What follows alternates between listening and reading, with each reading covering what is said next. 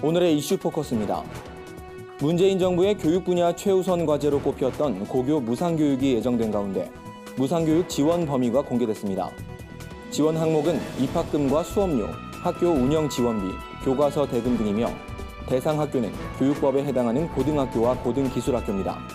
구윤철 기획재정부 2차관은 고등학생 자녀 1명을 둔 국민 가구당 연평균 158만 원을 절감할 수 있게 된다고 밝혔습니다. 고교 무상교육 전체 예산은 연평균 약 2조 원에 달할 것으로 예상됩니다. 재벌가 3세와 연예계 종사자의 마약 투약 혐의가 연이어 터지면서 사회적인 충격이 가시질 않고 있습니다. 이런 가운데 마약류 사범 적발 건수가 증가 추세를 보이면서 우려의 목소리도 나옵니다.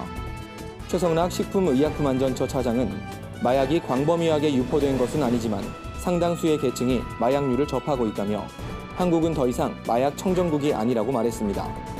전경수 마약범죄학회 회장은 국민의 생명과 건강을 지키기 위해 정부 차원에서 대응해야 한다며 단속부터 마약 범죄자 교정 정책 개선에 이르기까지 모든 과정을 총괄하는 대응이 필요하다고 조언했습니다. 극단 단원들을 상습적으로 성추행한 혐의로 1심에서 징역 6년을 선고받은 이윤택 전 연희당 거립회 예술감독이 2심에선 더 무거운 형을 선고받았습니다. 서울고법 형사 9부는 유사 강간치상 등 혐의로 기소된 이 씨에게 징역 7년을 선고했습니다. 재판부는 이 씨가 피해자들의 성적 자기결정권과 희망을 짓밟았다며 그럼에도 아직까지 피해자들의 동의 하에 이루어진 행위라고 주장한다고 질타했습니다. 이윤택 성폭력 사건 공동대책위원회는 선고 직후 법원 앞에서 기자회견을 열고 이제라도 반성하고 성찰하길 바란다며 대법 상고심은 스스로 포기하길 바란다고 촉구했습니다.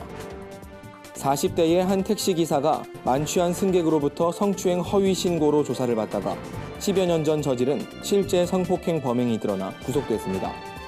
만취 승객의 성추행 허위 신고는 무혐의 처분을 받았지만 유전자 채취 조사 결과 지난 2004년과 2007년 일어난 성폭행 사건의 범행 용의자와 유전자가 일치하는 게 발견됐고 택시기사는 범행을 부인하다가 검찰에서 자백한 것으로 알려졌습니다.